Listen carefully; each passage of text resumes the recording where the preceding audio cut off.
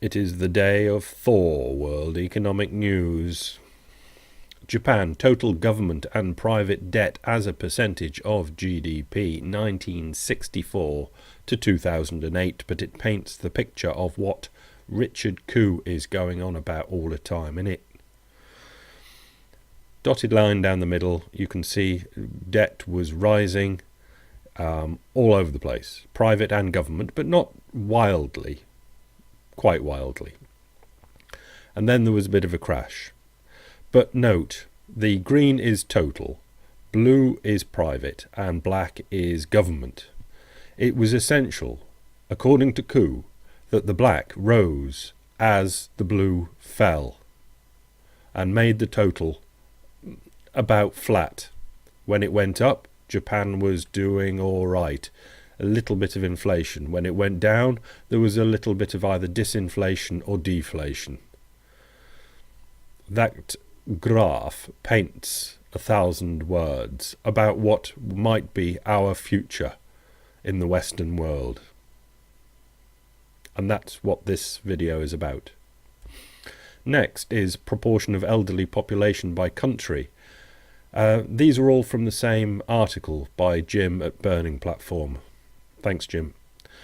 Lots more countries can be put in this, but basically the advanced Western world, France, Sweden, Japan, Italy, USA, Korea, China, India, well, everyone's in there. We're all getting older for various reasons.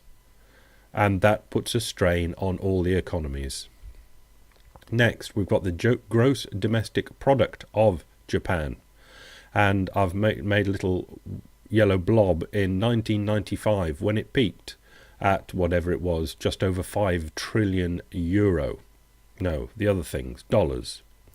And now, well, this is 2009, this one, just over $5 trillion. It's gone nowhere since 1995. But they have been exporting a lot of clever bits of kit that we've wanted to buy, so money has gone into Japan. And with that money, they've kept themselves just about alive. Saving quite a lot of money, always, Japanese, buying their own treasuries, and that's why they keep the rates down on the treasuries. But look at that red line from the Japan Ministry of Finance savings rate. Now, this again, 2008, it's old information because it's brought from official sources, down at 2%. Moving on to the director's blog at the Congressional Budget Office. Yes, everyone's doing it. And this is CBO's labour force projections through 2021. This is CBO blogging. This is the chart. You can see labour force was up, peaking in just before 1980, and now it's been down up to the present day. But the CBO, ever optimistic, says it's now going to level out at this level. But surely this level is not good enough. And CBO writes, and CBO anticipates that during the next decade, the US labour force will grow at about the same rate on average as it did during the past decade, badly, or reduce. The labour force is projected to increase from 154 million in 2010 to 169 million in 2021. That's not much. The aggregate rate of participation, this is the M ratio that I keep bashing out, in the labour force is projected to fall from 64.7 that it is now to 63. Less participation. No way of reading that except what's going on. Next, Treasury begins to sell $142 billion of its MBS portfolio. Yeah, the Treasury in the bailout times bought MBS, mortgage-backed securities, and they're going to trickle them out to the market at about $10 billion a month if they can sell them. Bloomberg, Fed will release bank loan data as top court rejects appeal. The Federal Reserve will disclose details of emergency loans it made to banks in 2008 after the Supreme Court rejected an industry appeal that aimed to shield the records from public view. So that might be a bit interesting. We've got most of the information, but that'll be interesting when it comes out. And note that that last article before this one, that was the Treasury selling MBS. The Fed have got roughly $1 trillion worth of MBS as well. That kept things going for then. Center for New American Security, Abu Makrema. Fun facts of the day: a Tomahawk missile cost $570,000 in 1999. So if my calculations are correct, they cost about $750,000 today. And the United States fired off 110 of them yesterday, and then does the math about what could be bought with the money spent on those Tomahawk missiles. But they think they need to fire them off, so fire them off they do. Foreign Policy magazine, back to Saudi's fault lines, and it writes, it's not that Yemen itself, because Yemen's on its way out. Saleh is heading towards the door, and it's the classic thing, as people realise that he's on his way out, other people kind of edge away from him and go against him, so he's on his way out. It's not that Yemen itself produces much oil or natural gas. Its production volumes are modest, but its northern border with Saudi is porous.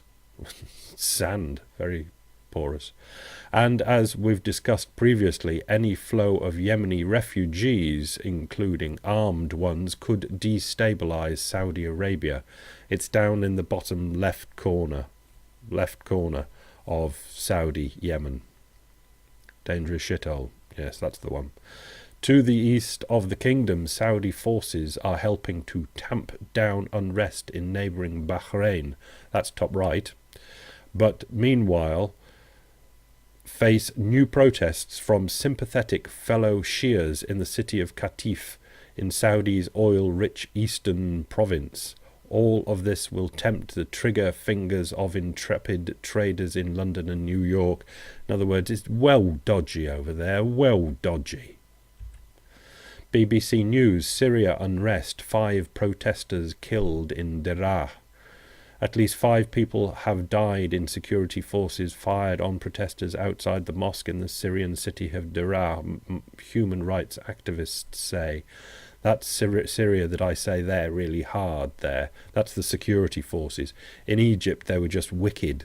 But in Syria, it's a really well-organised, well-oiled machine of oppression.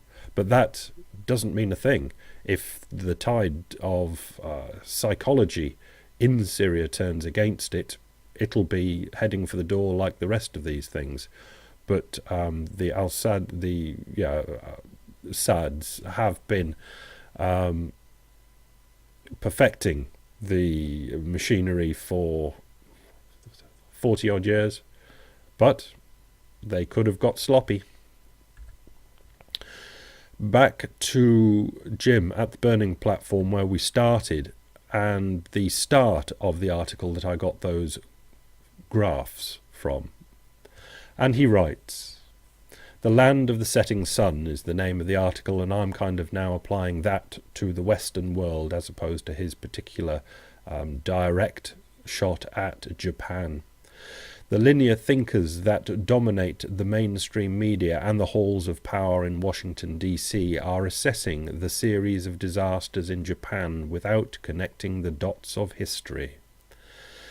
Their ideological desire to convince people that things will go back to normal in short order flies in the face of facts. It makes me wonder whether these supposed thought leaders lack true intelligence or whether their ideological biases convince them to lie. At the end of the day, it comes down to wealth, power and control. If those in power were to tell the truth about the true consequences of demographics, debt, disaster and devaluation, I'm sure they would have got energy in there as well, but it didn't start with D for the alliteration, their subjects would revolt and toss them out. Before the multiple disasters struck Japan last week, the sun was already setting on this empire. The tragic recent events will accelerate that descent. And as I say, I'm applying this to the Western world, and we get the last chart that Jim put up in this article, and its currency declines, and you can see what it is. Major currencies as valued by gold prices in the last decade. Pretty consistent. And a little note by Ludwig von Mises. The endeavours... Should we do a voice? No, let's get it done. The endeavours to expand the quantity of money in circulation, either in order to increase the government's capacity to spend, or in order to bring about a temporary lowering of the rate of interest, disintegrate all currency matters and derange economic calculation. And I think we can absolutely say for sure that for the last few years, economic calculation has been deranged. See you tomorrow. Bye.